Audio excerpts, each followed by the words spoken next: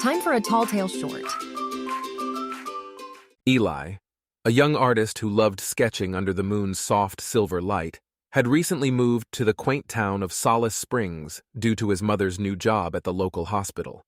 With her working late hours, Eli had plenty of time to fill his sketchbooks with whimsical creatures and surreal landscapes, creations of his vibrant imagination. When he saw a Help Wanted sign in the window of a 24/7 convenience store run by the eccentric and lively Mrs. Hattie, he was intrigued. "I can probably sketch and make some money at the same time," he pondered. When he interviewed, Mrs. Hattie laughed heartily at his questions about graveyard shifts and promised him only one thing: at midnight, everything changes. Eli's first shift started off mundane, punctuated only by the hum of the refrigerator and the occasional late-night shopper, until midnight. With a low rumble, the store transformed in a way that seemed ripped straight from Eli's sketchbook. Aisles twisted and shifted, soup cans morphed into pear-shaped bottles filled with glowing potions, and snacks were replaced by candies labeled in unfamiliar languages. Eli's initial panic made him knock a can off the shelf, spilling its contents on the floor. Behind him, he heard a giggle. Turning around, he saw his classmate Isla trying to suppress her laughter. "It's a lot, isn't it?" she asked, her eyes sparkling with mischief. "Where'd you come from?" Eli exclaimed. Isla smiled.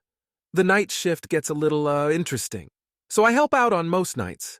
Don't worry, you'll get used to, all of this." Eli wasn't so sure. He thought about leaving and never coming back, about letting this bizarre world remain unknown. But when he looked at Isla, he saw a calm and collected demeanor. Something inside him begged him to stay. Over the next few nights, the paranormal became his routine. His sketchbooks came alive with drawings of Marvin, the werewolf with an overzealous craving for dog biscuits, alien travelers who couldn't get enough of Earth snacks, and Carl, the bat who swooped in each night for a chat and a sip of pear potion. Eli's initial terror faded into fascination, his nightly shifts feeding his imagination like never before. His sketchbook expanded with each new creature, each novel item in the store. But boy, was that about to change. Unbeknownst to Eli and Isla, a gang of mischievous space goblins had been spying on the store from the shadows. Mrs. Hattie had few rules, but absolutely no space goblins was one of them. When they noticed newcomer Eli, they saw an opportunity. One night, while Eli was engrossed in sketching Carl, who was asleep, hanging upside down from the ceiling, they slipped past him into the store and towards Hattie's office, their greedy eyes set on an old, mysterious key hanging on her office wall. Startled from his sketch, Eli heard something fall in the back of the store. Upon investigation, he found shelves overturned, potions spilled, and the unusual smell of dirty gym socks, a scent he would later find out was common to space goblins. The friendly regulars seemed edgy. Marvin's fur bristled, and Carl fluttered nervously. "Something's off," he whispered, flitting from side to side, "and we need to figure it out." As Eli turned to reply, a high-pitched giggle echoed through the store. Following the sound to the back corner, he discovered the space goblins jumping from shelf to shelf, causing mayhem. They spotted him and charged, their tiny bodies full of mischief and determination. Isla, hearing the commotion, rushed to Eli's side. "Goblins!"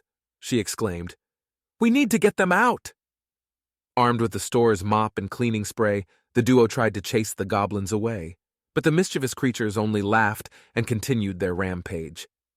One of the goblins grabbed the mop's head and donned it as a wig. The other swiped the cleaning spray and began to toss the bottle back and forth, drinking the contents. Desperate, Eli glanced at his sketchbook and had an idea. He quickly sketched a trap for the goblins, a tempting pile of their favorite sweets under a sturdy box. Eli and Isla, working together, managed to lure the goblins into the trap. With a swift pull of a string, the box dropped, trapping the goblins underneath. Marvin quickly grabbed the box and ran off into the night with it. Eli, panting but grinning, turned to Isla. "I hope Marvin enjoys his midnight snack." As the sun's light began to show on the horizon, they cleaned up the mess from the evening's mischief. Suddenly, the front door opened, ringing the attached bell. In walked a hooded figure. She cast a grim look at Eli and Isla, murmuring, "You've done well, but this was just the beginning. Those goblins, they work for someone much, much more powerful." "She's after that key." Eli and Isla exchanged a glance. "We better call Mrs. Hattie." This was a Talltale short, small but mighty stories, released daily in audio format. Create, read, and share more tales at talltale.co.